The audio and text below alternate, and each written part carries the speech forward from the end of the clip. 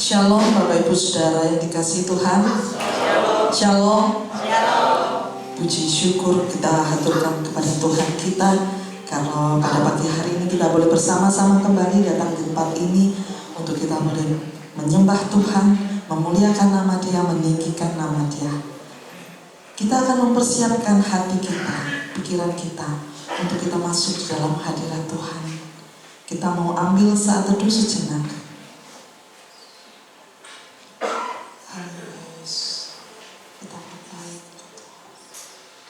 Sungguh betapa baiknya Engkau Tuhan dalam kehidupan kami. Terima kasih ya Bapa buat penyertaan-Mu ya Tuhan. Terima kasih ya Tuhan. Haleluya. Sungguh tak terbatas kasih-Mu Tuhan. Tidak akan pernah habis di hidup kami. Kasih dan setia-Mu ya Bapa tidak akan pernah layu di hidup kami. Haleluya.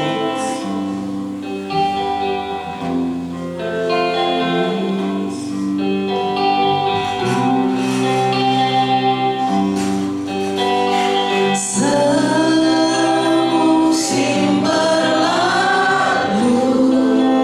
namun Kau selalu pelihara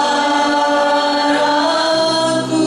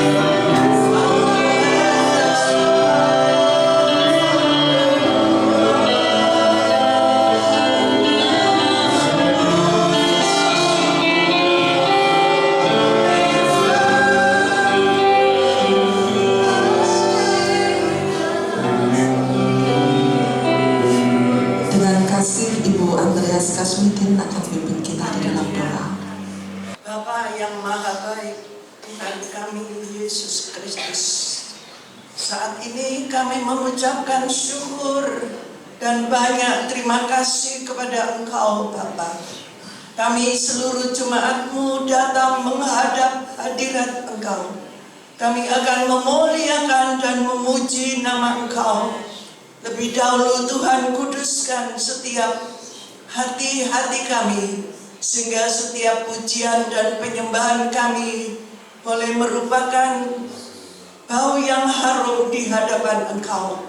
Itu sebabnya saat ini kami mengucap syukur dan banyak terima kasih buat segala kebaikan Engkau yang sudah kami alami sepanjang hari. Kami mengucap syukur tidak terbatas kasih-Mu bagi kami Tuhan. Itu sebabnya saat ini kami memuliakan nama Engkau. Kami memuji Engkau karena kebesaran kasih-Mu yang sudah kami alami bersama. Terima kasih Tuhan. Tuhan pakai setiap hamba-hamba-Mu yang mendapat tugas dalam pelayanan di bidang mereka masing-masing.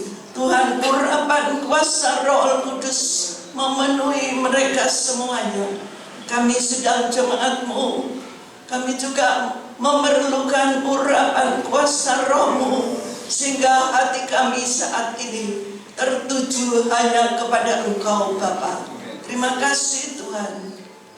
Kebaktian ini pertama sampai pada akhirnya kami serahkan dalam pimpinan kuasa-Mu saja. Terima kasih Bapa. Di dalam nama Tuhan Yesus Kristus kami panjatkan doa kami. Haleluya. Amin. Tetap bangkit berdiri Bapak Ibu Saudara.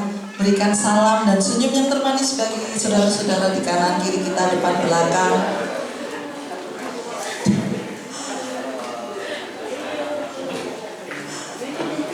Puji nama Tuhan. Saya melihat banyak sukacita pada pagi hari ini. Saat ini kita mau tanggalkan beban kita. Kita mau bersuka di hadapan Tuhan. Karena hari ini hari yang telah dijadikan Tuhan.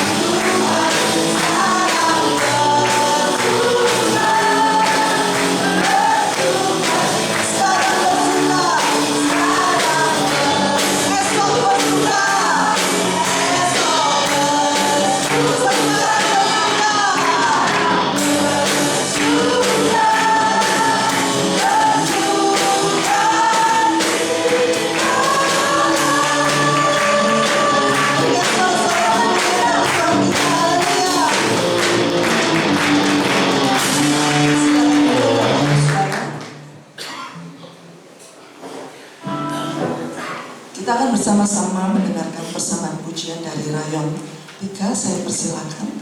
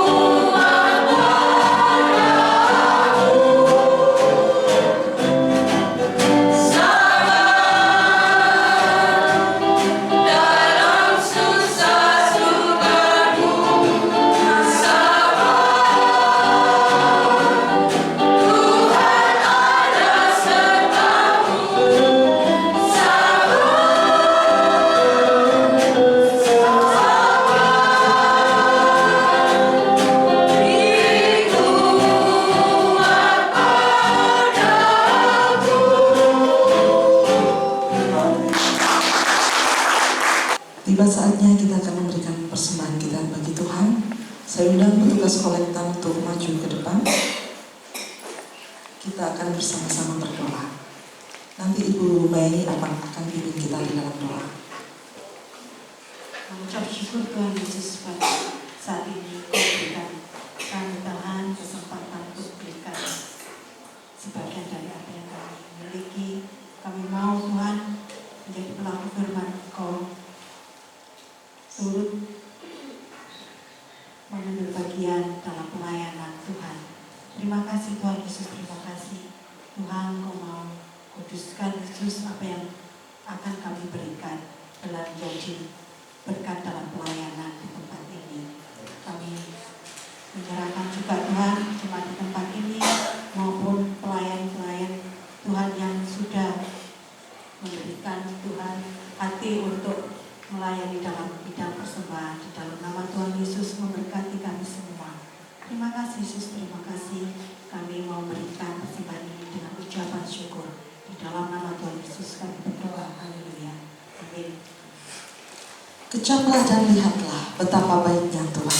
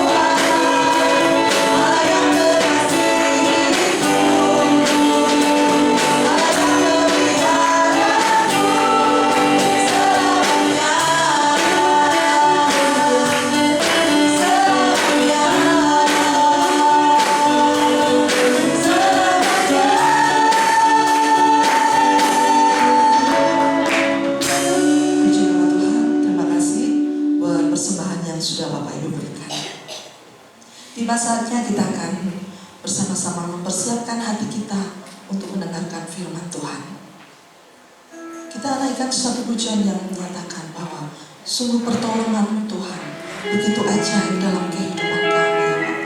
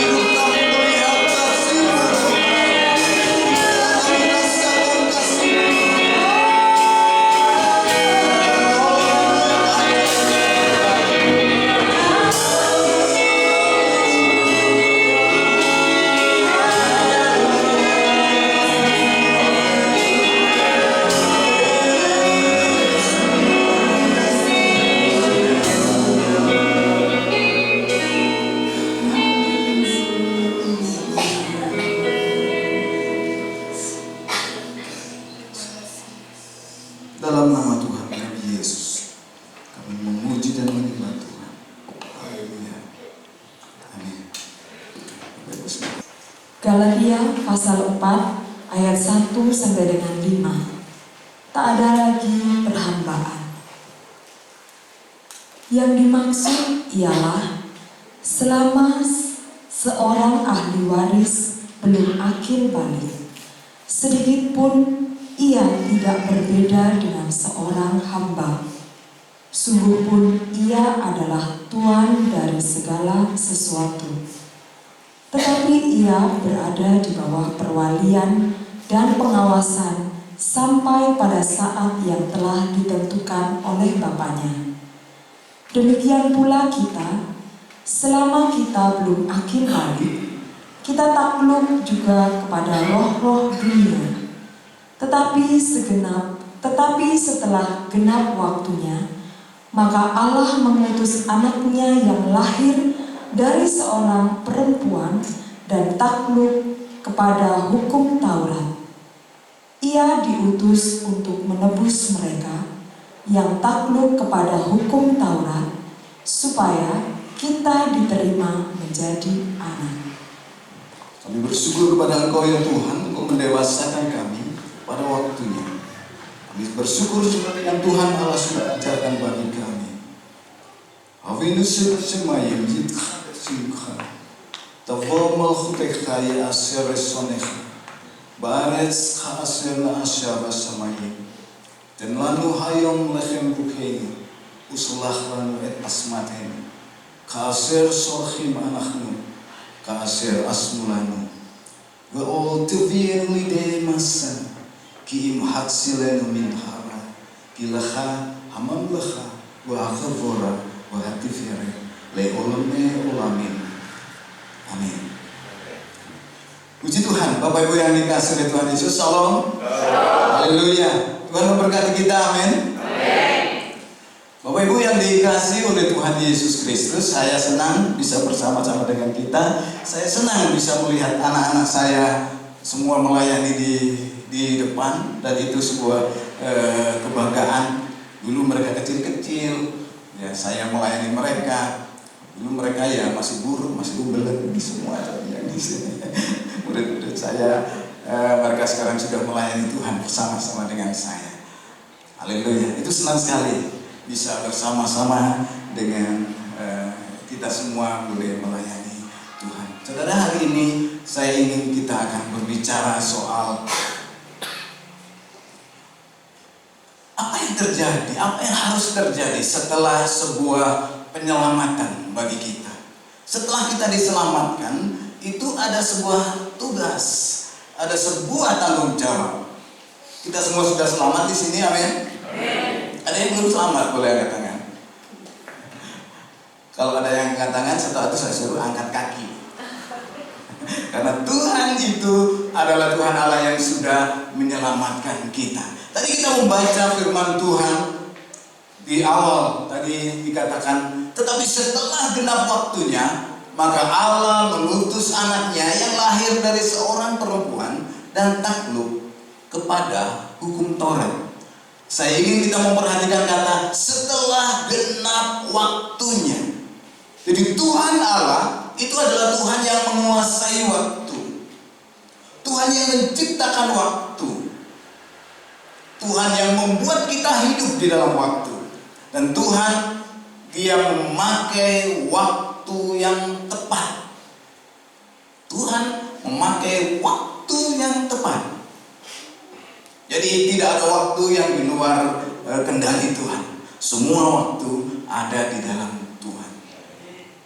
Makanya ketika Tuhan mempunyai satu proyek besar, yaitu proyek penyelamatan bagi umat manusia, Tuhan tidak memakai waktu yang sembarang, waktu yang terserah, tidak ada schedule-nya, tidak ada jadwalnya.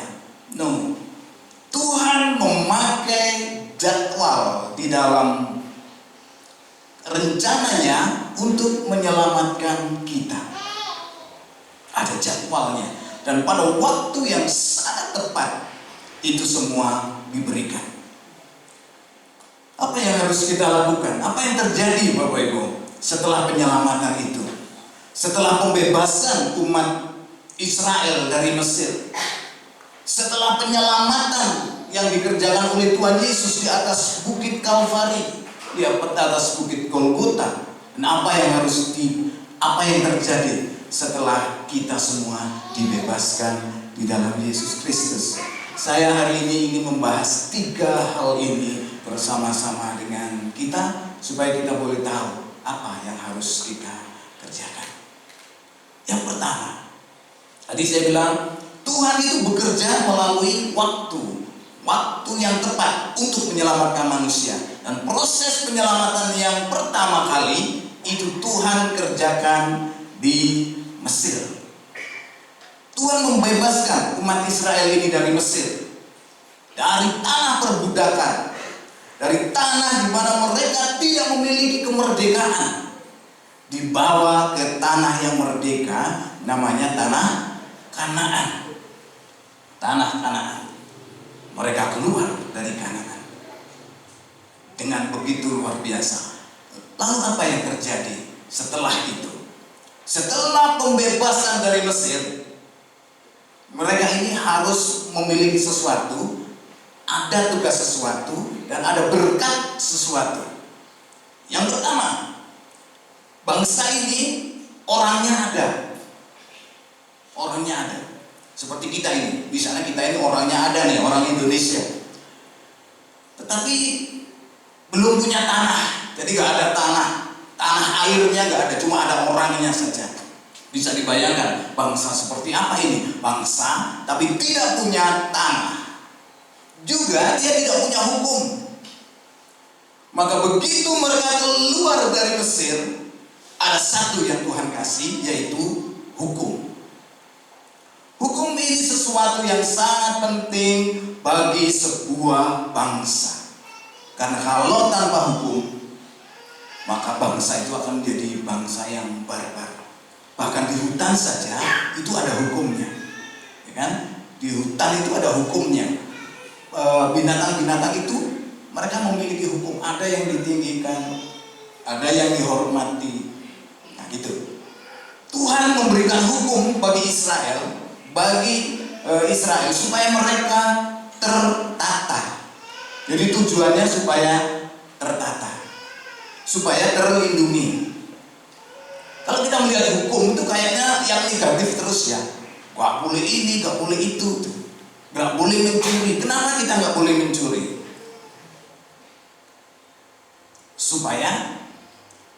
Karena kalau diizinkan mencuri, maka kita juga akan kecurian, betul? Ya kan? Kalau diizinkan mencuri, itu bukan saja orang lain yang dirugikan, kita juga dirugikan karena kita bisa dicuri. Ya, jadi hukum itu melindungi semua. Maka Tuhan memberikan sebuah hukum ketika mereka keluar dari Israel. Dari Mesir. Lalu apa yang mereka berikan lagi? Tuhan memberi mereka makan. Jadi makannya apa? Selama 40 tahun mereka perjalanan menuju ke tanah Kanaan. Sebenarnya dari Mesir ke Kanaan dengan rombongan yang begitu banyak, itu paling lama itu 40 hari, paling lama. Jadi berjalan tuh, saya sering sebut kayak karnaval, itu 40 hari sampai. Tetapi mereka harus berjalan di sana berapa tahun? 40 tahun. 40 tahun untuk apa? Untuk mengamalkan, untuk mempelajari, untuk mengendapkan hukum itu. Cuma persoalannya, mereka itu berjalan di padang pasir. Kalau berjalan di hutan, mungkin masih bisa makan, betul kan? Karena di hutan ada saja yang bisa dimakan. Ada daun yang bisa dimakan, ada tanaman-tanaman liar, ada buah-buah liar. Kalau naik ke sana ke Coban Kota, di sana banyak raspberry, beri-beri sepanjang jalan. Diambil itu bisa dimakan. Tetapi di padang belantara makan apa? Tidak ada yang dimakan. Maka Tuhan dia mengirimkan makanan yang sangat istimewa, yaitu mana. Dan Tuhan mengatur makan mana ini. Mana itu muncul setiap hari, setiap pagi. Munculnya setiap apa? Setiap pagi. Hari apa munculnya? Hari Minggu, Senin, Selasa, Rabu, Kamis, Jumat. Turun dulu setiap pagi. Terus kalau hari Sabtu kosong. Mereka harus mengambil hari itu satu porsi untuk satu keluarga. Kalau satu keluarga makannya 1 kilo, 1 kilo misalnya makannya. Bahar kalau sehari makannya berapa kilo Mbak satu keluarga? 1 kilo. Makannya uangnya gede-gede. 1 kilo. Kalau sehari makannya 1 kilo, maka pagi-pagi dia harus mengambil mana itu 1 kilo. 1 kilo. Ada yang mencoba-coba, wah ini mumpung akeh, mumpung diskon ini, ibu-ibu kan gitu ya. Mumpung akeh ini ambil banyak-banyak. Diambil banyak-banyak, ditaruh di dapur. Apa yang terjadi? Sore hari itu mengeluarkan set, mengeluarkan ulat. Tuhan bilang cukup yang 1 hari. Bahkan sampai pada doa Bapak kami pun, berikan makanan kami hari ini melimpah, semua akeh, sampai wetenge bledos. Nah, berikan secukupnya. Nah, mereka diberi makan mana itu secukupnya. Kemudian mana juga mengajar. Pada hari Jumat, mereka boleh mengambil 2 porsi. Keluarganya Mbak Har boleh ngambil 2 kilo pada hari Jumat. Karena hari Sabtu, hari Sabat, mana tidak turun. Itu waktunya mereka beribadah. Waktunya mereka beribadah. Jadi ibadah dulu. Saya bilang ke Mas Teguh, ibadah dulu. Pokoknya menyangkut corona, awas mereka ibadah. Karena ibadah itu penting. Pekerjaan itu bisa apa saja dikerjakan, hari apa saja. Toh ibadah juga tidak sepanjang hari Minggu. Nah, Tuhan juga mengajarkan melalui makanan mana, Tuhan mengajarkan kita fokus ibadah pada hari Minggu. Hari Minggu itu dari nama Domingus. Ini berkat bagi Indonesia. Karena yang lain namanya Sunday, hari matahari. Ada juga yang mencoba mengganti hari Minggu dengan hari Ahad. Apaan Ahad gitu ya. Hari Minggu itu dari bahasa kita dulu dijajah Portugis. Hari Minggu, Domingus itu artinya Tuhan. Tuhannya orang Kristen. Makanya mencoba diganti itu nama hari Minggu dengan hari yang lain. Mereka nggak rela. Makanya saya kalau WA ke teman-teman, selamat hari Tuhan. Saya ganti minggunya dengan kata Tuhan. Karena Minggu itu artinya, Domingus itu artinya Tuhan. Hari Minggu, hari Tuhan. Hari kemenangan bagi Tuhan. Nah jadi begitu. Teman-teman yang dikasih oleh Tuhan, saudara-saudara, adik-adik, kita semua menghargai berkat Tuhan. Tapi jangan lupa, ibadah itu nomor 1. Mbak Uti dulu ngajarin saya berbakti soal utama. Sopo sing eling lagi iki. Soal utama, haleluya. Tuhan memberkati roti dan airmu, segala penyakit dilalukan. Ayo yang seangkatan saya yang pernah diajar Mbak Uti, masa yang ingat cuma khususan? Coba ya kita nyanyi berbakti. Yang kita khususan? Berbakti. Soal utama. Haleluya. Tuhan memberkati. Roti dan air nih. Segala penyakit dilalukan. Anak sekolah minggu nyanyi ini sudah enggak ya, ajarin mereka. Oke, jadi Tuhan memberikan makan. Sekarang pertanyaannya, jadi 40 tahun apa makan mereka? Mana? Sekarang kalau mereka makan mana? Mombene apa? Minumnya apa? Apapun makanannya, minumnya betul,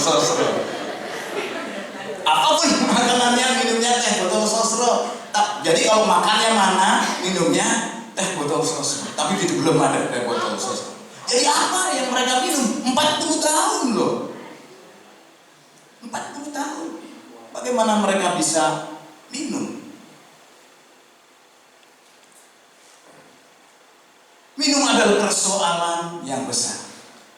Nah, maka ada satu kejadian yang luar biasa oleh satu tokoh, yaitu kakaknya Musa. Siapa namanya? Yang cewek. Kakaknya Musa yang cewek namanya? Miriam. Miriam atau Maria itu artinya air yang banyak. Alkitab itu kalau nama-nama mesti ada maknanya, ada rentetan itu dalam kehidupan kita, kehidupannya sehari-hari. Miriam itu artinya air. Coba kita lihat apa yang terjadi ketika Miriam masih kecil. Apa yang dia lakukan? Dia menunggu adiknya di sungai Nil. Kemudian kalau kita membaca Alkitab, ketika mereka keluar dari Mesir, mereka keluar menyeberang, selamat menyeberangi laut. Apa yang dilakukan oleh Miriam? Dia menari-nari memuji Tuhan. Dan setelah itu mereka teriak-teriak minta air. Maka Musa dengan kekuatan Tuhan, setelah tarian Miriam, dipukulnya gunung dan keluarlah air. Jadi dari batu karang mengeluarkan air. Kemudian perjalanan 40 hari menjelang masuk ke tanah Kanaan, Miriam meninggal. Apa yang terjadi? Air berhenti. Air berhenti. Mereka teriak-teriak lagi. Di dalam perjanjian baru juga ada Miriam yang dia memberikan air yang hidup bagi seorang putra, Yesus Kristus. Dia adalah Miriam, dia adalah Maria. Jadi Tuhan memberikan air. Tapi bagaimana air ini? Saudara, air itu bagaimana mereka minum? Dalam midras orang Yahudi, jadi ada selain Alkitab, orang Yahudi punya midras namanya, catatan dari para rabi. Jadi para guru-guru Ibrani, mereka mengajarkan segala sesuatu tentang yang tidak ada tertulis di dalam Alkitab. Mereka menulis di dalam buku yang namanya Midras. Namanya Midras. Dan di sana dituliskan ada satu hal yang sangat istimewa ketika mereka kehabisan air. Rupanya gunung yang dipukul oleh Musa, gunung ini terus menggelinding menyertai umat Israel. Ini catatan para rabi, catatan para guru agama pada waktu itu. Bagaimana mereka? Memang Alkitab tidak menulis minum apa mereka. Padahal manusia itu bisa hidup itu sampai 13 hari tanpa makan. Tetapi bisa sekitar maksimal 5 hari bisa hidup tanpa minum. Jadi manusia tidak bisa hidup tanpa minum. Tapi Alkitab tidak menulis minum mereka apa. Mereka kan jalan tuh, gak pernah berhenti. Di sepanjang jalan juga tidak selalu ada perigi, tidak selalu ada sumur. Nah, rupanya sumur yang dipukul oleh Musa pada waktu itu dengan sumur yang dipukul oleh Musa pada waktu Miriam meninggal, itu adalah sumur yang sama. Rupanya sumur ini mengikuti terus sampai mereka berada di Kanaan. Ada seorang rabi Yahudi yang besar, muridnya Gamaliel, namanya Rabi Saul. Kita mengenalnya Paulus. Dia menulis di dalam 1 Korintus pasal yang ke-10 ayat yang ke-4. Demikian bunyi firman Tuhan. 1 Korintus 10 ayat yang ke-4. Dan mereka semua minum minuman rohani yang sama, sebab mereka minum dari batu karang rohani yang mengikuti mereka, dan batu karang itu adalah Kristus. Mungkin multimedia bisa bantu saya untuk menampilkan 1 Korintus 10 ayat yang keempat. Nanti kita kembali ke slide ini. Bapak Ibu perhatikan, ini yang ditulis oleh Rabi Saul ketika dia mengatakan 1 Korintus 10 ayat yang keempat. Ini adalah sebuah rahasia. Mereka minum apa? Kalau airnya, kalau makanannya jelas, mereka makan mana. Bagaimana dengan minumnya? Dan Paulus sebagai seorang Rabi Yahudi, dia tahu sejarah yang tidak ditulis di dalam Alkitab. Coba kita membaca ayat ini. Dan mereka semua minum minuman rohani yang sama, sebab mereka minum dari batu karang rohani yang mengikuti mereka, dan batu karang itu ialah Kristus. Ini membuka sebuah rahasia. Rupanya mereka minum dari batu karang yang dipukul Musa. Rupanya batu karang itu terus menggelinding kemanapun orang Yahudi pergi, kemanapun orang Israel pergi. Batu karang ini mengikuti mereka. Oke, ini jarang kita membaca, ini jarang kita menemukan di dalam Alkitab kita bahwa air itu mengikuti mereka. Dan Tuhan menyediakan air itu. Boleh dibantu klik? Menyediakan air itu bagi kita. Nah, sekarang kita akan lanjutkan dengan apa yang terjadi setelah Yesus Kristus diselamatkan. Setelah korban yang Tuhan kerjakan bagi kita. Mungkin perlu di-refresh ya. Tuhan Yesus, dia sudah menyelamatkan kita di atas bukit Kalvari. Dan apa yang terjadi setelah itu? Setelah kita diselamatkan, kita semua adalah umat yang diselamatkan oleh Tuhan, dan kita adalah umat yang mendapatkan tugas setelah penyelamatan itu. Jadi setelah penyaliban di Yerusalem, apa yang terjadi? Yang pertama, Tuhan melewatkan kita dari kematian. Sama seperti ketika Tuhan menyelamatkan Israel. Jadi Yesus Kristus menyelamatkan kita dari kematian. Itu sudah sesuatu yang pasti. Tidak usah dicari-cari lagi. Tidak usah mencari keselamatan di luar Tuhan. Hanya Yesus Kristus keselamatan itu. Kemudian yang kedua, Tuhan Yesus memberi hukum yang baru.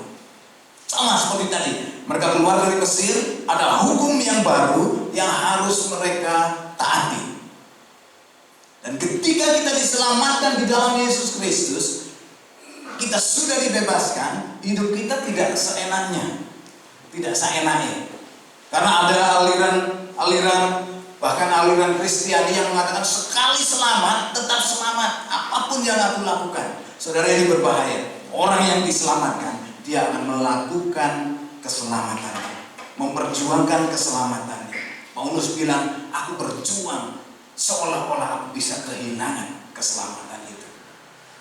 Jadi meskipun kita sudah diselamatkan oleh Tuhan, buktikan keselamatan itu dengan hidup kita. Jadi ada hukum yang baru. Kalau dulu di kitab Perjanjian Lama, para pendahulu menulis mata ganti mata, gigi ganti gigi. Maksudnya apa? Kalau ada orang yang menggigit kamu, gigit ganti. Kalau ada orang yang melototi kamu, pelototi ganti. Kalau ada orang menampar pipi kirimu, tampar pipi kanannya, gitu kan? Itu perjanjian lama. Sekarang Tuhan memberikan hukum yang baru. Ketika ada orang yang menampar pipi kirimu, berikan pipi kananmu. Wah, Ini perlu pembahasan sendiri. Kalau ada orang yang memaksa engkau berjalan 1 mil, berjalanlah dengan dia 2 mil. Mereka dalam kondisi penjajahan, biasanya tentara itu bawa senjata wabot. Kalau ada orang Israel dipanggil, di Yerusalem dipanggil, disuruh bawain perbekalannya tentara. 1 kilo, 1 mil.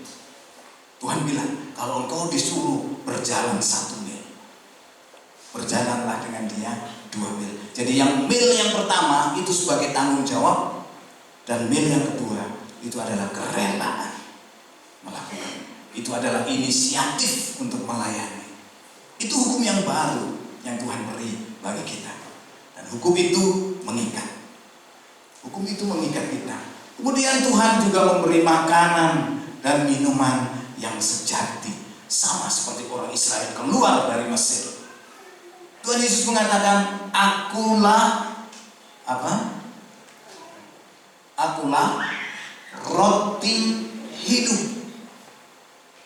Nah, jadi setelah keselamatan, pembebasan Yesus Kristus, dia menyediakan roti. Bukan hanya roti yang dibawa Bu Endang setiap hari, wecika, ikan, itu roti. Tetapi tidak hanya roti seperti itu. Bagi rohani kita, Tuhan adalah roti. Tuhan juga menyediakan minum bagi kita. Tuhan menyediakan minum bagi kita. Dia bilang, berikan aku minum. Kepada perempuan Samaria itu, dia bilang, kalau engkau meminum air yang aku berikan, maka engkau tidak akan pernah haus lagi. Jadi Yesus Kristus dia adalah roti yang sebenarnya, dan Yesus Kristus dia adalah air yang sesungguhnya. Sehingga jiwa kita, rohani kita terpelihara kalau di dalam Tuhan, terpelihara sempurna. Nah sekarang di dalam hidup kita, setelah kita diselamatkan oleh Tuhan kita Yesus Kristus, apa yang Tuhan beri bagi kita setelah keselamatan itu kita terima? Yang pertama, saudara, Tuhan memberi kita hidup yang baru. Wis ora zamane uripe pancet ae kaya biyen. Iku pancet ae gitu. Pancet panggah. Pancet panggah. Jadi kita diberikan oleh Tuhan hidup yang baru. Hidup yang baru oleh Tuhan. Sekarang coba mari kita masing-masing pribadi lepas pribadi cek hidup kita. Jadi uripku iki wis anyar opo sik biyen. Jadi aku iki wis gawe pakaian ratu opo sik pakaiane Petruk. Saudara ingat cerita Petruk dari ratu kan? Petruk dengan pakaiannya, dengan rompinya, dengan senjatanya. Petruk apa Bu Enda? Petil. Arit ya? Arit. Jadi Petruk dia jadi ratu. Dia pakai rompi Petruk dengan berbagai aroma tubuhnya, kemudian dengan senjatanya arit. Lalu dia memakai baju raja. Apakah hidup kita ini kayak Petruk dari ratu gitu? Hidup kita masih hidup lama. Tuhan menginginkan pembaruan hidup setelah diselamatkan oleh Tuhan. Makanya mari kita cek hidup kita. Aku ini pancet kaya biyen, aku bertumbuh. Ya, pancet aku bertumbuh. Aku bicaraku ini tetap atau sekarang lebih baik? Tindakanku tetap atau lebih baik? Saudara, kita harus lebih baik. Beberapa hari yang lalu renungan firman Tuhan yang saya sampaikan, Bapak Ibu, saya nulis renungan Boso Areman. Boso Areman, dewasa jasmani itu iso didelok, tapi dewasa rohani itu gak iso didelok. Iki didelok iku rambutnya putih, awake wis mekar gede, wis tuwek. Wis tuwek. Tapi kedewasaan rohani gak iso diukur seperti itu. Kedewasaan rohani bisa diukur dari perubahan hidupnya. Dan itu yang Tuhan inginkan. Jadi Tuhan memberikan kita hidup yang baru. Angel pawondo anjani angel. Tetapi bukan mustahil. Bisa Tuhan mengerjakan hidup kita. Kemudian Tuhan memberi sarana untuk beriman, untuk bertumbuh. Apa sarananya? Sarananya adalah gereja. Bapak Ibu tidak bisa bertumbuh tanpa gereja. Kalau api itu derean, itu mati. Kalau geni wowo itu derean, itu mati. Dulu zaman ibu saya pakai setrika areng, ya kan? Masih kita ingat dong yang tua-tua, pakai setrika areng. Itu kenapa bisa awet? Kenapa bisa sampai berjam-jam? Padahal arengnya nggak ditambah. Karena areng satu dengan areng yang lain saling menjaga, saling memanaskan. Kalau satu areng dicopot kemudian ditaruh di luar, tidak lama areng ini wowonya akan mati. Jadi gereja adalah anugerah bagi Tuhan untuk kita bertumbuh. Gereja itu memang macam-macam isinya Bapak Ibu. Wongnya macam-macam. Jenisnya itu macam-macam. Wis diterima semua apa adanya. Kalau bisa, karena semua sedang bertumbuh. Ono sing tumbuhnya cepat, ono sing tumbuhnya puret. Ya kan? Ono sing rohaninya itu tumbuh cepat. Ono sing tumbuhannya puret, enggak tumbuh-tumbuh, enggak apa-apa. Ya. Jangan tinggalkan gereja. Jangan tinggalkan gereja. Pergi ke gereja manapun ketemu persoalan. Kapan lagi nggak ketemu persoalan? Lek wis dhewean. Dewean itu persoalan gitu ya. Jadi ketika kita beribadah, ketika kita bergereja, di sanalah sarana untuk bertumbuh. Bahkan orang yang menjengkelkan pun itu bisa dipakai Tuhan untuk menumbuhkan kita. Mungkin jengkelno ini, dulur situ ini jengkelno. Dengan dia jengkelno, saya bertumbuh menjadi orang yang sabar. Bisin jengkelno ya nanti urusan Gusti tak doano supaya dia nggak jengkelno lagi gitu. Tetapi aku sudah diberkati oleh kejengkelannya. Jadi begitu Bapak Ibu, gereja itu menjadi sarana untuk kita bertumbuh. Saya memberikan penghormatan bagi kita yang dulu bersama dengan saya di sini dan masih duduk bersama-sama dengan saya hari ini. Gereja kita bukan gereja yang sempurna, tetapi kesetiaan kita itu dinilai oleh Tuhan. Amin.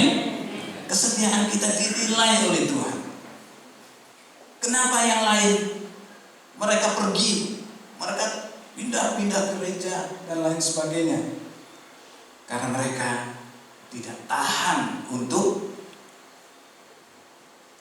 dibentuk oleh keadaan, dibentuk oleh orang-orang di gereja kita yang macam-macam tadi.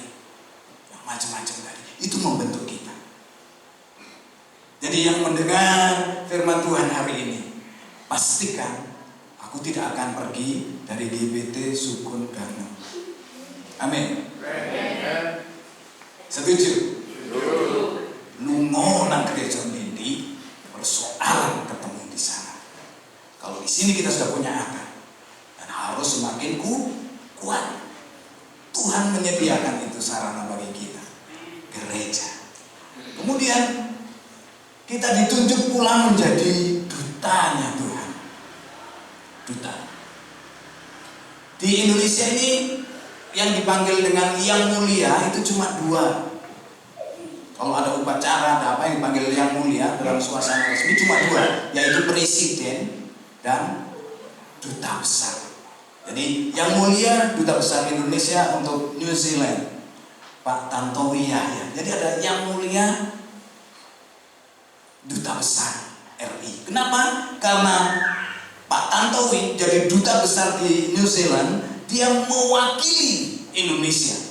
Maka dia dihargai di sana sebagai wakil dari Indonesia yang perlu dihormati. Yang kedua, presiden. Yang mulia Bapak Presiden. Jadi orang-orang dan presiden gitu. Atau Jokowi. Wah, itu tidak sopan.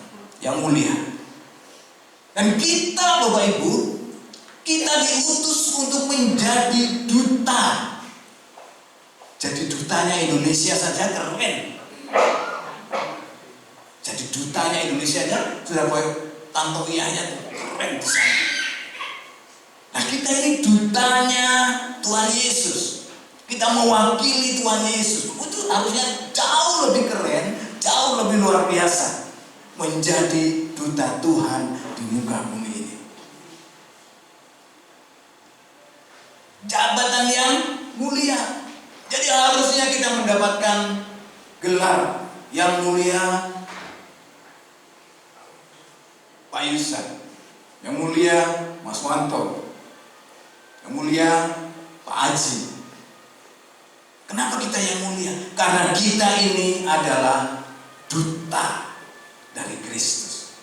Lalu duta kemudian juga harus bersikap sebagai duta. Jadi dutanya Kristus, mewakili Kristus. Ojo sampai Kristus kayak tahu welek. Ini Kristus iya, welek. Maksudnya adalah kelakuannya. Mau laki, mau perempuan, mau tua maupun muda, kita semua adalah duta. Dan seorang duta itu dituntut untuk mewakili, menjadi pribadi yang sama dengan yang diwakili. Nah, ini tanggung jawab yang berat bagi kita. Maka firman Tuhan mengingatkan hari ini, setelah kita diselamatkan, kita diutus. Sajanya enak itu setelah diselamatkan, dipanggil pulang. Iya kan? Begitu selamat, terima Tuhan Yesus, kemudian dipanggil pulang ke surga, enak. Saudara pasti dengar kisahnya Mbak Uti. Ketika sudah diselamatkan, percaya kepada Tuhan Yesus, diutus. Gak boleh ke gereja lah, bajunya dikum air. Mau Natalan, bajunya dikum air. Pulang dari Natalan, dikemplang dengan palang pintu. Ya Mbak Uti ya.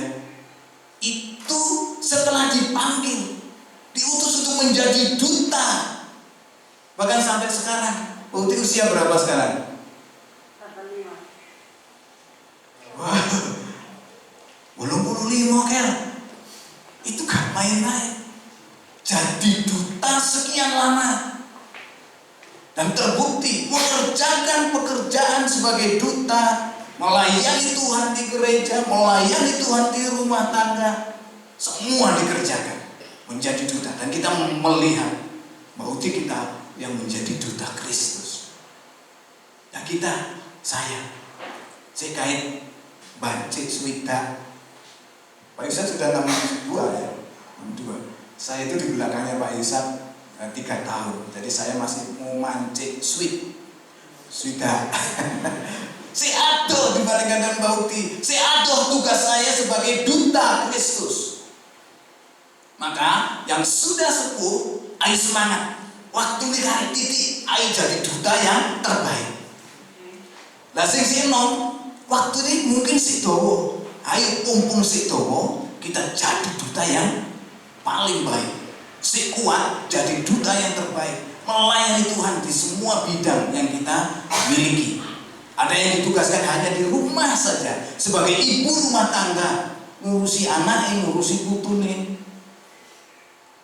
Ada yang masih kuat ngurusi jahitan nih, ya Bapak Ino, Bu Arno.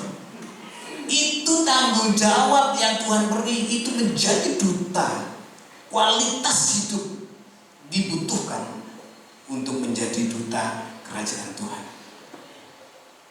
Kenapa? Karena kita sudah diselamatkan oleh Tuhan. Saya ingin kita merenungkan 2 hal saja. Apa yang harus kita kerjakan dalam kita meneladani Kristus? Yang pertama, kita perlu sabar. Apa kata ayat 3? Sabar. Mana ini suara ayat 3 nih? Sabar. 3 apa?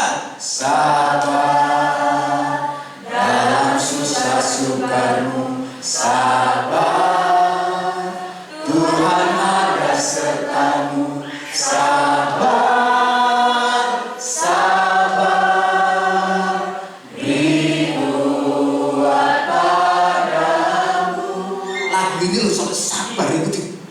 Impiro. Sabar. Sabar. Coba ya renungi lagi. 2, 3. Sabar. Dalam susah sukar sabar. Tuhan menyertai sabar. Sabar. Sabar. Lalu sama mana? Beri kuat padamu. Putu kunjekelno. Sabar. Pelangganku jengkelno, sabar. Bojoku jengkelno pokoknya, sabar. Sabar dalam susah sukanya. Sabar, Tuhan ada sertamu. Sabar, engkau sedang dibentuk oleh Tuhan. Amin. Setelah ini saya nggak mau dengar ada yang tukaran. Anjir kalau masih tukaran, udah gitu syukur. Kabeh podo rukun. Amin. Amin tak? Ya wis. Lei amin yo, alhamdulillah. Tetapi kadang-kadang orang tukaran ketok, tapi di hati ini podo gak enak-enakan. Itu berarti juga sedang tukaran. Tuhan menginginkan kita ini sabar. Coba apa sih yang terjadi kalau kita tidak sabar? Saya punya satu gambar, ini pas puasa yang lalu, gambar ini muncul di TV kita. Saya potong karena ini menjadi sesuatu yang bisa berguna bagi kita. Ada audionya?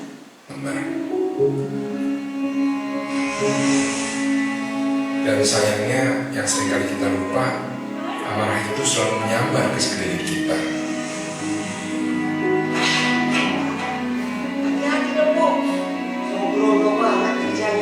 Menyambar. Kamu kan masih gak kerja gak sih? Udah semua main aja semua kerjanya. Menyambar. Dan menyambar. Oke. Bapak Ibu, ini memang sajane ini cerita apa? Masih ingat? Obat Mah Milanta. Tapi saya mau kita belajar dari Milanta. Apa yang dilakukan? Apa yang terjadi ketika seseorang tidak sabar? Tidak sabar. Apa yang terjadi ketika seseorang tidak sabar? Perhatikan rentetan dari ketidaksabaran seseorang. Tidak sabar, akibatnya itu parah. Orang lain bisa menjadi korban. Kita lihat lagi ya, bagaimana orang yang tidak sabar. Hingga ketika ada amarah orang lain yang menyinggung kita jadi lebih mudah tersambar. Nah, dia disuruh dia marah. Dan sayangnya yang seringkali kita lupa, Dan dia marahi penjual. menyambar ke sekeliling kita. Penjual pun tersambar. Dia marahi istrinya. Menyambar. Istrinya juga marah. Kamu kan masih gak kerja gak sih? Dia marahi pelanggannya. Main aja semua kerjanya. Menyambar. Dan menyambar. Kita selalu pikir yang marah cuma kita sendiri. Namun sebetulnya yang terganggu akhirnya bukan cuma kita. Jadi kalahkan dirimu, kalahkan kemarahanmu. Dan amarah tadi Perhatikan kalau dia sabar. akhirnya tidak punya tempat untuk menyambar. Oke, gadis itu sabar. Bersahabat satu kali di sini bisa saja meluputkan entah berapa orang di sana dari amarah yang tidak berguna. Jadi ingat, ketika kita tidak sabar, itu buntut itu. Tetapi ketika kita sabar, kita bisa menghentikan supaya api itu tidak menyambar. Sopo nih gini sih gampang muring-muringan. Tidak. Yakin loh. Yakin. Kalau kita muring-muringan, anaknya nyeluk muring-muring. Nek gak wani ngelawan ibu adiknya disepak. Adiknya gak wani ngelawan emas kucingnya ditendang. Kucingnya gak wani ngelawan itu semua BD eker-eker. KBD eker-eker, ibu muring-muring. Ibu muring-muring, anak di seneni. Anak di seneni, adik. Jadi puter. Semua akan menjadi kacau oleh karena seseorang yang tidak sabar. Jadi salah satu buah roh itu adalah sabar. Sabar dalam susah sukamu. Sabar, sabar. Tuhan ada sertamu. Saya nggak janjian tuh dengan Ryan 3, tetapi itu menjadi bagian dari Tuhan melayani melawat kita. Bukti sing wis gak ditotoi lho Tuhan noto. Ya kan? Sabar itu sesuatu yang sulit, tetapi sabar itu bisa menjadi berkat. Dia bisa mendamaikan banyak orang. Itulah kesabaran. Yang kedua, Bapak Ibu, yang pertama tadi kita harus belajar sabar. Jadi setelah ini semua orang warga GBT Sukun sabar-sabar. Oh guyu sih. Itu berarti pesimis iso kan ini sabar. Aku dikasih tangan. Iso ya, minta pertolongan Tuhan supaya kita menjadi orang yang sabar. Yang kedua, setelah kita sabar, Tuhan menginginkan kita supaya kita memaafkan dan mengampuni. Nah ini sabar, efeknya adalah kita bisa memaafkan, kita bisa mengampuni orang yang mungkin tidak menjadi bagian dari kita. Sebenarnya saya mempunyai satu video yang luar biasa. Perhatikan video ini Bapak Ibu. Seorang tuh nabrak pintunya. I know you didn't think anyone would catch you. You just slammed your door into my car. The least you can do is say you're sorry, lady. I don't have to take that tone. It's not like I'm hurting your resale value.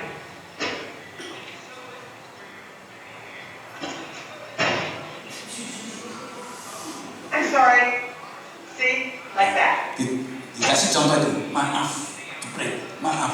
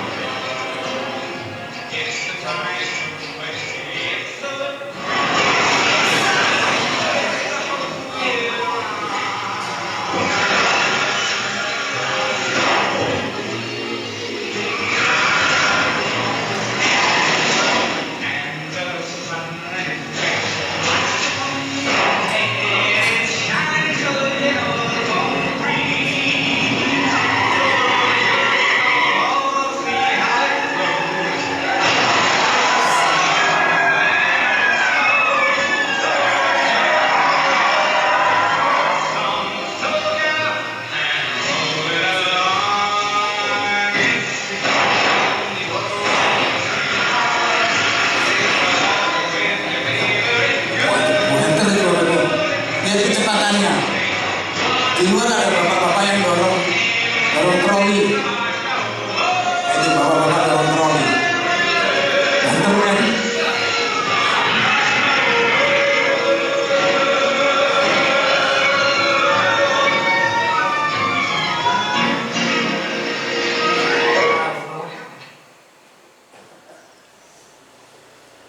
Aku tidak ngomong apa. Bapak Ibu dimulai dari apa? Tidak memaafkan. Yang satu menuntut dia harus bertanggung jawab atas kebrakan pintu yang pertama. Memang nggak sengaja kan, ibu baru cepret nabrak. Kemudian apa yang dilakukan oleh ibu ini? Bagaimana dia mengulangi? Coba saya ingin kita akan lihat video ini sekali lagi. Apa yang bisa membuat perang besar ini berakhir sebenarnya? Apa yang bisa membuat perang ini tidak perlu terjadi? Ya, cari apa sih intinya? Apa yang bisa membuat perang yang begitu gaduh di lapangan parkir ini tidak terjadi? Kemudian hitung Bapak Ibu, berapa kali ibu ini membalas satu gebrakan pertama? Itu ya, yang digebrak pintunya itu berapa kali? Kita akan lihat sekali lagi ya Bapak Ibu. Kita akan lihat lagi dan setelah itu kita akan memberi tanggapan. Excuse me. I know you didn't think anyone would catch you, but you just slammed your door into my car. Bosin At least you didn't say hati-hati. you're sorry, lady. Don't take that tone. Aku nggak It's not sengaja like I'm kok. learning to resell value. Ya.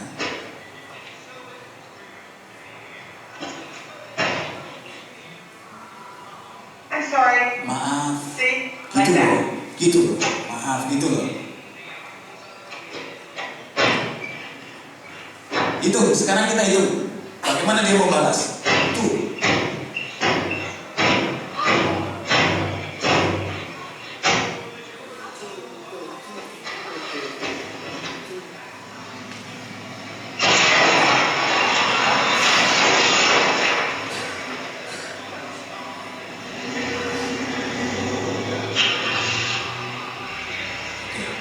Kemudian ada sebuah tulisan yang sangat bagus di bumper mobil ini. Nanti kita baca tulisannya apa.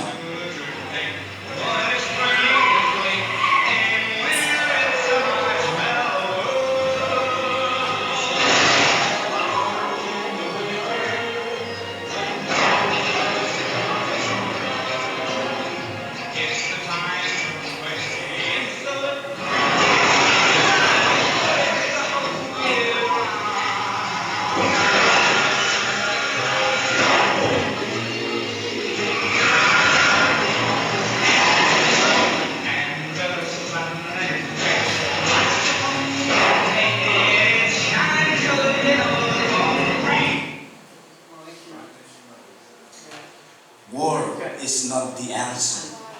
Perang itu bukan jawaban. Mobilnya keren ya. Mobilnya tulisannya perang itu bukan jawaban. Saya mau bertanya ke kita, apa yang bisa membuat perang ini sebenarnya tidak perlu terjadi? Ada yang bisa jawab saya?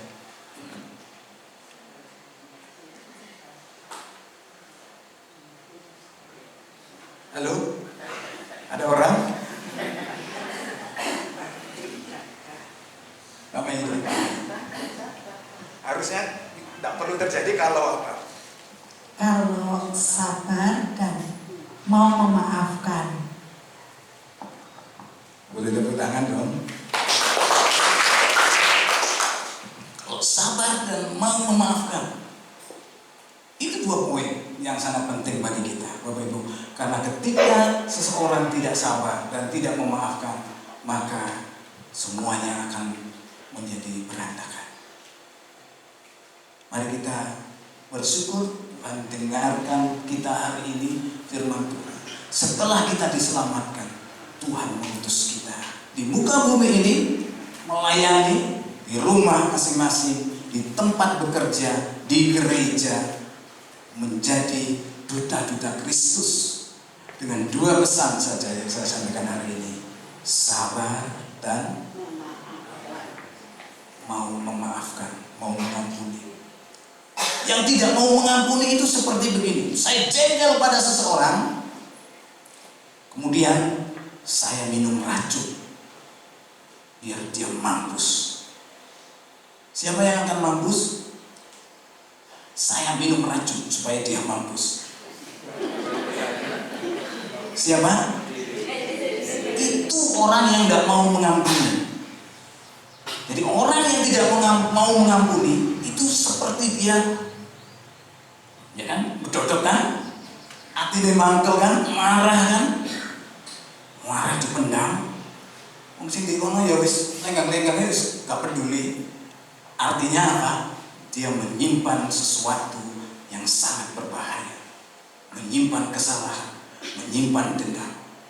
Jadi seperti aku mau minum racun supaya kamu mati, padahal dia sendiri yang mengalami kesusahan, persoalan penderitaan yang berkepanjangan.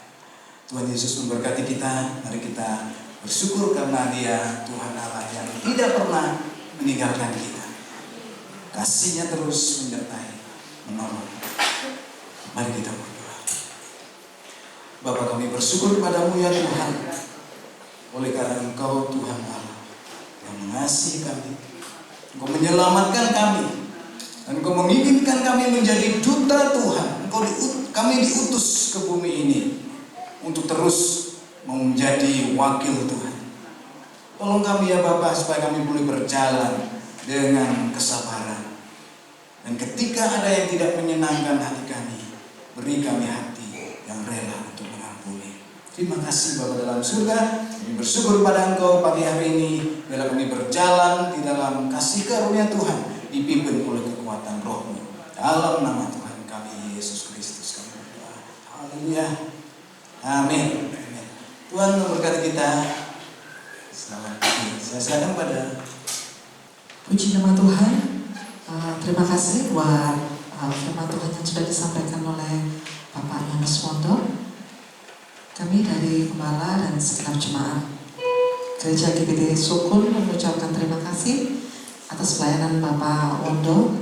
Semoga Tuhan semakin memberkati pelayanan Bapak ke depan.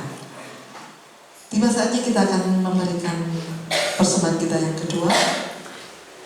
Kita naikkan satu pujian, kecaplah dan lihatlah betapa baiknya Tuhan itu.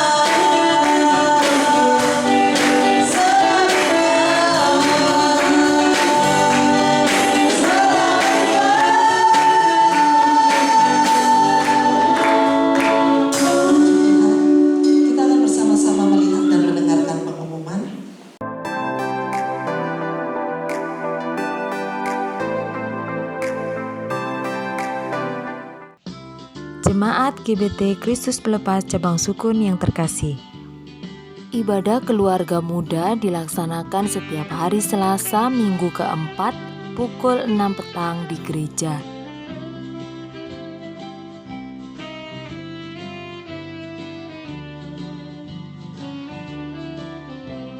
Selamat ulang tahun kepada Bapak Dwi Wahyu Nugroho, Ibu Yuliana Setianingsih.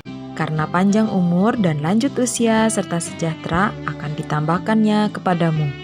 Amsal 3 ayat 2. Gembala sidang, pengurus gereja serta seluruh jemaat mengucapkan selamat ulang tahun, Tuhan Yesus memberkati. Bantuan doa untuk pemulihan kesehatan dan lanjut usia. Bapak Sutikno, Ibu Tamin, Ibu Tris, Bapak William, Ibu Sukadi. Ibadah sekolah minggu diadakan setiap hari Minggu pukul 9 pagi secara tatap muka di gereja. Jadwal pelayan WL Singer Minggu 30 Juli 2023, WL Bapak Paulus Budi, Singer Saudari Nadia Aprilia dan Ibu Idarawati. Pengisi acara persembahan pujian dari sekolah minggu.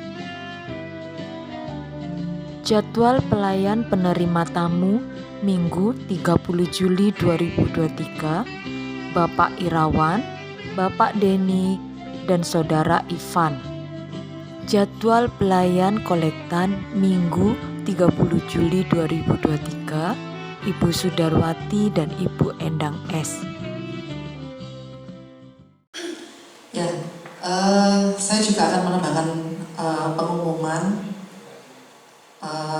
Seperti yang kita tahu bahwa beberapa minggu ini kan kita ibadah tidak menggunakan keyboard, ya. Jadi keyboardnya ini memang sudah rusak, jadi sudah tidak bisa sama sekali dipergunakan. Nah, untuk itu Bapak Ibu Saudara, kita akan bersama-sama juga berdoa dan memberikan persembahan kita untuk minggu depan. Jadi untuk minggu depan kita akan bersama-sama mempersiapkan persembahan kita untuk pembelian keyboard. Jadi keyboard ini dibanderol seharga sekitar 11 juta ya Pak ya.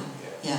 Jadi kebutuhan dana kita itu sekitar 11 juta untuk kurang lebih ya untuk pembelian keyboard. Ya, jadi untuk minggu depan setiap minggu terakhir kan kita mempersembahkan persembahan untuk sarana dan prasarana ya. Jadi kita bersama-sama akan mempersiapkan persembahan kita untuk minggu depan untuk pembelian, digunakan untuk pembelian keyboard ya. Ya tidak hanya untuk minggu depan saja ya Bapak Ibu Saudara ya. Jadi untuk nanti bulan berikutnya juga seperti itu. Jadi semoga kita cepat mendapat keyboard yang baru ya. Mungkin nanti ada donatur atau Bapak Ibu yang terbeban mengasihi lebih, memberikan lebih, ya puji Tuhan. Kita bersama-sama ya, karena ini juga menunjang fasilitas kita untuk beribadah. Jadi minggu depan jangan lupa kita mempersiapkan persembahan kita. Ya, itu aja pengumuman dari saya.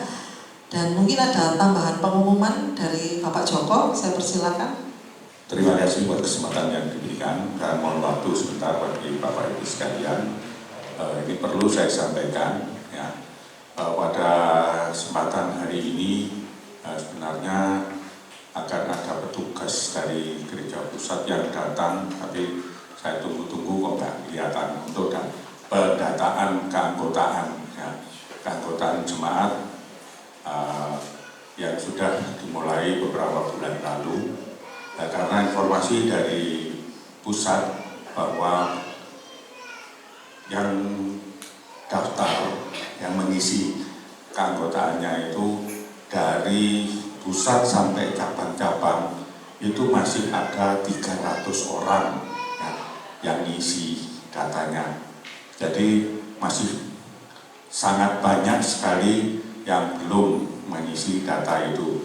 Oleh sebab itu dari pusat minggu lalu itu sudah menyampaikan pesan agar yang belum daftar, yang tidak bisa mendaftar karena tidak ada sarananya, ya tidak punya AP-nya, nah itu bisa minta tolong kepada anggota yang lain yang bisa membantu untuk mendaftarkan, dan rencananya memang akan dibantu oleh petugas dari pusat, tapi sampai jam sekarang tadi kok belum kelihatan.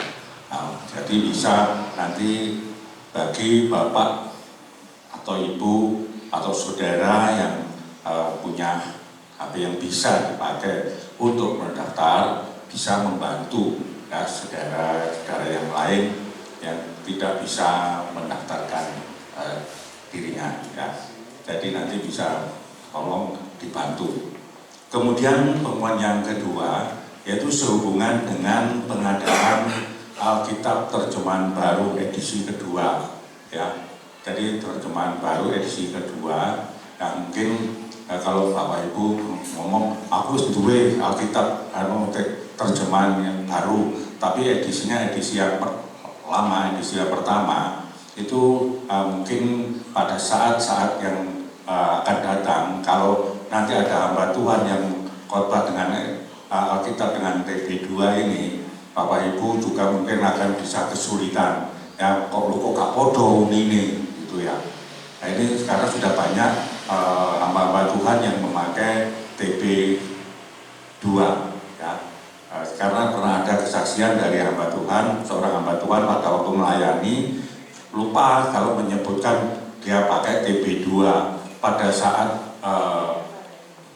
memberi salam pulang itu, jemaat pulang, ada jemaat yang nyeletuk mengampiri Bapak Pendeta tadi, ngomong, Pak Pendeta, bukunya tadi apa nggak sama dengan buku saya? Apa buku saya yang lama atau bukunya Bapak yang memang nggak sama dengan punya saya ini? Ya gitu, ada pertanyaan seperti itu. Nah oleh sebab itu dari Gereja Pusat ini memberikan satu kesempatan untuk kita bisa mengadakan buku Alkitab yang TB2 ini, yaitu secara kolektif ya, secara kolektif. Jadi kesempatannya hari ini bagi jemaat yang ingin memiliki TB2 itu bisa segera mendaftar dan dengan menyediakan uangnya 100.000. Nah, ukuran Alkitabnya itu ukuran 052 ya, 052. Karena 062 di lembaga Alkitab ada informasi sudah habis cetakannya. Kalau mau mengadakan lagi harus 1.000 eksemplar ya, pesannya harus 1.000 eksemplar. Jadi harus 1.000 buku. Nah, Pak Daud ya siapa mungkin kalau bisa 1.000 buku ini. Nah, jadi ini diberikan kesempatan disepakati, kemudian diganti ukuran 052, dan setelah saya melihat 052 untuk ukuran hurufnya cukup terbaca ya, saya bisa membaca ya. Kalau biasanya saya harus pakai buku lansia, itu ternyata buku 052 saya bisa membaca. Jadi bagi Bapak Ibu yang ingin pesan Alkitab itu nanti bisa menghubungi saya dengan menyediakan keuangan 100.000 rupiah. Nanti sore itu uang itu harus saya setorkan ke pengurus yang ada di Gereja Pusat. Dan setelah ini Pak Daud juga menginformasikan tidak akan ada lagi pemesanan setelah yang ini ya. Jadi kalau sekarang lembaga Alkitab memberi kesempatan minimal itu 50 buku, minimal 50 buku, jadi bisa lebih, hanya minimalnya 50. Nah, kalau yang pesen cetakan baru lagi yang 062 tadi itu harus 1.000 buku yang harus dipesan. Nah inilah kesempatan yang ada. Nah, jadi kalau mungkin Bapak Ibu ingin memiliki Alkitab TB2 ini, monggo nanti setelah pada ini bisa mendaftar ke saya dengan menyediakan keuangannya 100.000 rupiah. Demikian ya pengumuman yang bisa saya sampaikan. Kiranya Tuhan Yesus memberkati kita sekalian. Tiba saatnya kita akan mengakhiri ibadah kita pada pagi hari ini. Kita akan bersama-sama berdoa syafaat dan menerima doa berkat jemaat Tuhan di momen berdiri. Kami bersyukur kepada-Mu Bapa Surga atas kasih karunia-Mu yang Tuhan telah limpahkan bagi kami sekalian jemaat Tuhan, juga bagi hamba-hamba Tuhan yang telah bersama-sama melayani di pagi hari ini. Tuhan memberkati Bapak Yeswondo yang sudah memberitakan kabar baik untuk kami semua. Kiranya Tuhan memberkati kesehatan yang prima, hikmat akal budi daripadamu, pengurapan Roh-Mu yang kudus semakin berlimpah dalam kehidupannya. Berdoa untuk seluruh umat-Mu yang telah berkorban dalam peribadahan di pagi hari ini. Tuhan memberkati kehidupan sekalian umat-Mu ini. Hamba juga berdoa untuk kebutuhan pembelian keyboard yang harus diganti. Tuhan tolong memberkati jemaat Tuhan sekalian agar minggu depan kami sudah dapat mengumpulkan dana dan membeli kebutuhan tersebut dalam berkat-Mu. Terima kasih Bapa Sorga. Berdoa juga untuk saudara-saudara kami yang berulang tahun di pekan ini. Tuhan memberkati kehidupannya dengan damai sejahtera-Mu dan cita-cita mereka dipenuhi dengan kebaikan Tuhan. Berdoa bagi saudara kami yang usia lanjut, Tuhan memberkati dengan iman yang teguh. Tuhan memberkati dengan semangat yang besar untuk terus memuliakan, mengagungkan Tuhan Yesus Kristus sebagai Tuhan Juru Selamat kami. Terima kasih Bapa. Dan akhirnya kami berdoa juga untuk Bapak Presiden Jokowi, para Menteri TNI dan Polri, para medis yang berjuang untuk kesehatan bangsa ini. Kiranya Tuhan memberkati mereka sekalian. Pasukan malaikat-Mu menjagai seluruh penjuru Nusantara ini dengan pasukan malaikat-Mu. Dan Tuhan mencurahkan kasih karunia bagi bangsa yang besar ini, Indonesia Raya, penuh kemuliaan Allah. Terima kasih Bapa. Tuhan pakai setiap anak-anak-Mu menjadi duta-duta Kristus dalam setiap kisi-kisi kehidupan mereka. Akhirnya kami berdoa juga untuk Bapak RW 6, Bapak RT 3, di mana gereja-Mu berada. Tuhan memberkati dengan kesehatan, damai sejahtera-Mu atas kehidupan mereka. Terima kasih Bapa. Mari saudara angkat wajah dan tangan-Mu kepadanya. Kiranya berkat yang berlimpah dari Bapa surga tercurah bagimu. Kasih karunia dari Sang Putra Yesus Kristus Tuhan menyertai-Mu, memberi kemampuan yang ilahi untuk semua saudara menjadi gereja Tuhan yang misioner, dan persekutuan serta penghiburan Roh Kudus menguatkan iman dan pengharapan-Mu sampai Maranatha Tuhan Yesus menjemput gerejanya untuk dibawa pulang ke sorga mulia kekal selamanya dalam nama Tuhan Yesus Kristus. Ooh.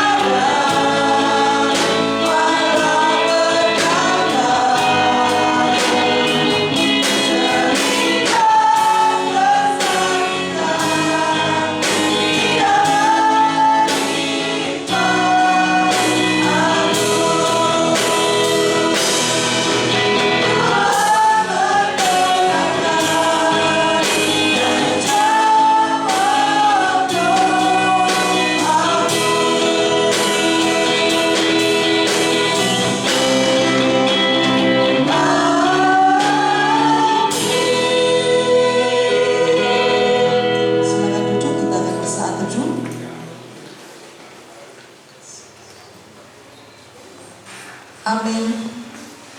Selamat pulang, Tuhan Yesus memberkati.